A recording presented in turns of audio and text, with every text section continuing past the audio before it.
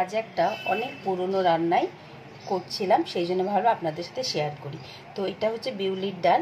বিউলির ডালটাকে আমি কড়ার মধ্যে 2-4 মিনিট একটুখানি শুকনো কড়ার থেকে ভালো করে নাড়াচাড়া করে নিয়েছি, করে 4-5টা সিটি দিয়েছি। দেখুন একদম পুরো গলে যায়নি, হাফ গুলেছে আর হাফ একটু দানা দানা আছে। পুরো গলে গেলে বিচ্ছিরি দেখতে লাগবে।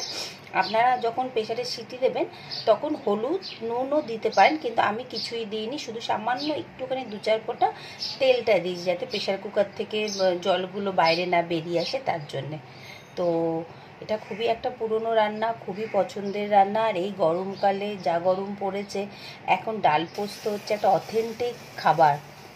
তো চলুন আজকে আমি বিউলির ডালটা বানাচ্ছি। হয়তো আপনারা সবাই জানেন করতে, তাও ভাবলাম রান্নাটা করছি যখন আপনাদের সাথে শেয়ার করি। সব কিছুই তো করি রান্না শেয়ার। কড়ার মধ্যে আগে কিছুটা আমি সর্ষের তেল দিয়ে নিচ্ছি, অল্প করেই দিচ্ছি। তেলটা গরম হলে এর মধ্যে একটা তেজপাতা আর 2টো শুকনো লঙ্কা দিয়ে দেবো।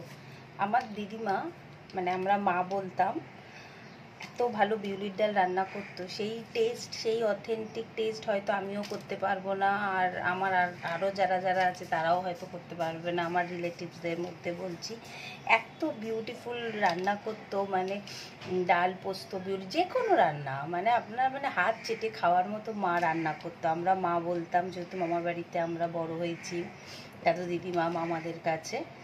তো সেই রান্নাগুলো এত মিস করি আমরা যে কি বলবো আপনাদেরকে। তাই জন্য আজকে যখন বিউলির ডালটা রান্না করছি, বারবার যেন সেই মায়ের কথা মনে পড়ে যাচ্ছে।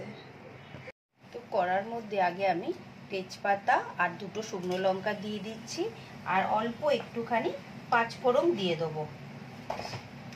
এরকম এই 5 ফোড়নটা দিয়ে হালকা করে একটু আগে ভেজে নেবো। হালকা করে একটু ভেজে নিচ্ছি। ভেজে নিয়ে আমি এখানে আদা আর মৌরিটাকে বেটে নিয়েছি। এবার এর মধ্যে আদা মৌরি বাটাটা দিয়ে দিলাম, দিয়ে 1 মিনিট মতো একটু ভালো করে ভাজা করে নিচ্ছি। ডালটা যখন সেদ্ধ করছিলাম তখন তো আমি হলুদ দিইনি, তাই এখন একটুখানি তেলের মধ্যে হলুদটাও দিয়ে দিচ্ছি। দিয়ে এটাকে ভালো করে একটু ভেজে নিচ্ছি এইভাবে।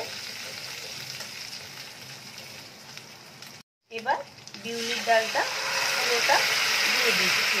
অনেকটা ঘন আছে, তাই এর মধ্যে আমি আরেকটু জল দেব। এর মধ্যে আরেকটু আমি জল দিয়ে দিলাম। এবার আমি এর মধ্যে এখন অল্প করে নুন দিয়ে দিচ্ছি, কারণ আমি ডালটা যখন ফুটিয়েছিলাম তখন কিন্তু নুন দিইনি। স্বাদ মতো নুন দিয়ে দিচ্ছি। এবার এটাকে একটুখানি ফুটতে দেবো আগে। বিউলির ডালটা তো হয়ে গেল। দেখতে তো দেখুন ওরকমই হয়েছে, কিন্তু সেই টেস্ট কি আর পাবো?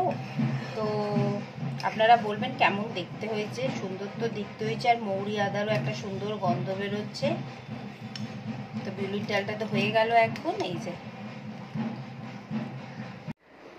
যে দেখুন পোস্তটাও দিয়ে দিলাম। এই যে বিউলির ডাল, বিউলির ডালটা কেমন সুন্দর দেখতে হয়েছে দেখুন। আর এই গরমকালে ভাত, বেগুন ভাজা, বিউলির ডাল, পোস্ত, এটার তো একটা অথেন্টিক খাবার।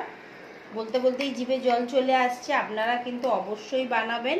পোস্তটা আমি আর করে দেখালাম না, কারণ আমার ইউটিউবে এই ডাটা পোস্ত রেসিপি আছে, আপনারা যদি কেউ দেখতে চান তাহলে দেখে নিতে পারবেন।